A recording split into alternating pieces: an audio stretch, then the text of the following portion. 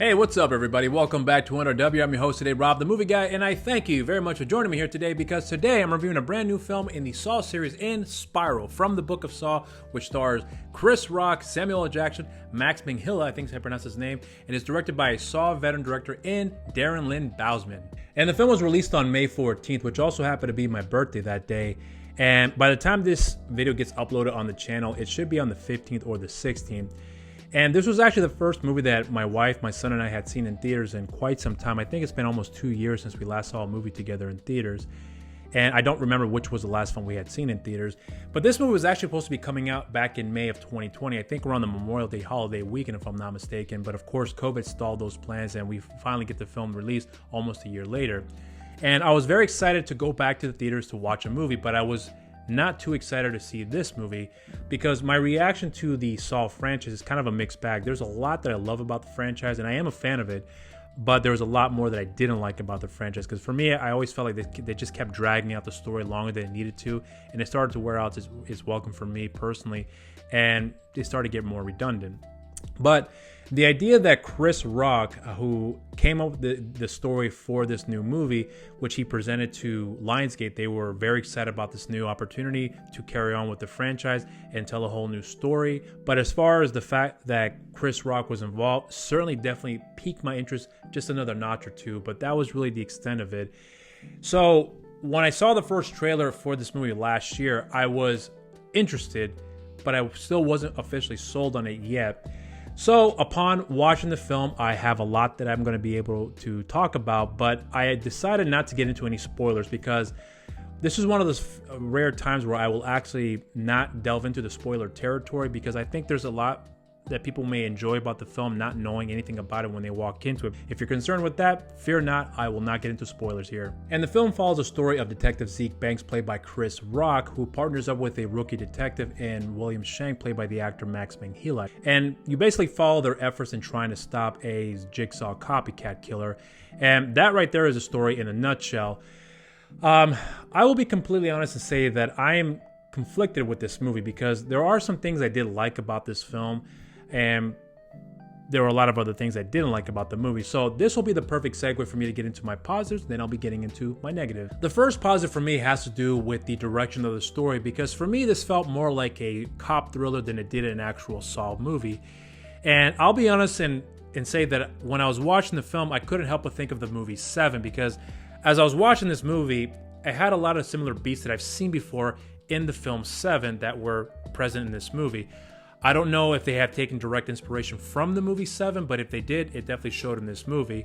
But they definitely focused more on the story this time around rather than making it all about the traps, which I appreciated. The second positive for me, and this really is my last one for the positives, has to do with the traps themselves. I liked the traps in this movie. I thought they were really cool. They were very creative, and they definitely were gory. And what I liked about it this time around in this film is that the traps were secondary. Story was first, traps were secondary. That was one of the biggest problems I had with the previous Saw films, at least with the sequels, I should say, where the traps were the main attraction and the story was just secondary. The story was just filler to get to the traps, and then you get another filler to get to the next trap, another filler to then get to the ending. And that was the tropes that we were getting with each Saw film. And I was concerned that it was going to be more or less the same thing here, but to my surprise, that was not the case. As I mentioned before, I thought the story was really good in this movie, and the traps were serving as a tool to help tell the story rather than the other way around. And that's really where my positives end, so now we'll get into my negatives. The first negative for me has to do with the story, and as I mentioned earlier in the positives, that the film does a good job in keeping focus on the story, which I still believe to be true, but the story for me was just boring. I didn't really care for it. I remember I fell asleep, I think halfway through it, and I might have fell asleep for 2 to 3 minutes, I think. And when I woke up, I was concerned that there was some important information that I would have missed out on, but it didn't matter because that part that I fell asleep through was revisited again in a form of flashbacks for that big reveal at the end. So despite the fact that I had missed a good portion of the film, it was going to be repeated back to me because by then I already knew what had happened leading up to that point and the events that followed through with that. So it made no difference. And that's one of the biggest problems that I had with this film because it had a lot of the same tropes that we've seen before in the previous Saw films. You have an angry detective and you have a captain who shows concern for the angry detective and tells him calm down or whatever the case may be. And then there's nothing new that this film has offered to change the course of the franchise, to really offer something really new and different outside of the approach they were trying to tell with the story.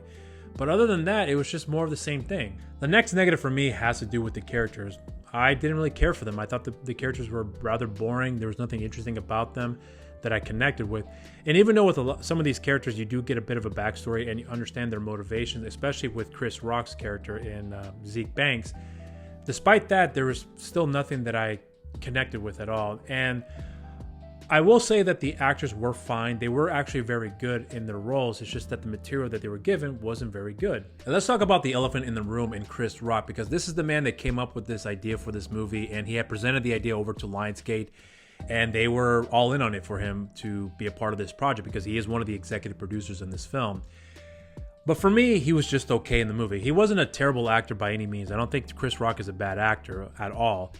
And I was actually looking forward to his take on the horror genre, especially with the Saw films, because I had never seen the season of where he was featured in the show Fargo, which I think would have been season 3 or 4, I can't remember. But I had heard he was great in the show. His performance was well received by critics and audiences alike. And when I had heard that and him taking on this project, I thought, okay, well, maybe he's going to lean more towards his dramatic acting. And maybe Fargo was just a testing ground for him. And since it was well received, I really thought he was going to be leaning towards that. And I don't mean to say this in a negative light, even though this is in the negative part of the review. I wish he's just stuck with the dramatic side of it, because when you first get introduced to the character, he starts off with him telling jokes.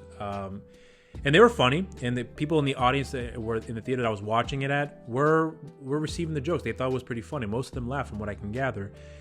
But then you get this transition from him being this funny guy to a serious guy who's yelling, he's angry, and then there's a moment where he's talking with his new partner and he's throwing jokes to be. It reminded me a lot of Training Day in a lot of ways, where he's telling a funny joke, but he's saying it in a serious manner, delivering these jokes to his new partner. And they were funny for the most part, but then you come back to him being this dramatic guy who's angry, who's on a mission, if you will, and it just didn't translate that well for me.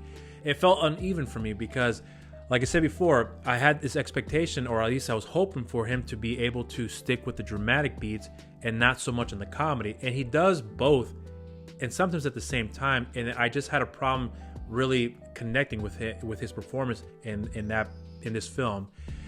So I don't mean to sound like I'm shitting on his performance, because he was a good actor. He is a good actor, I think, but it was just okay for me in this film.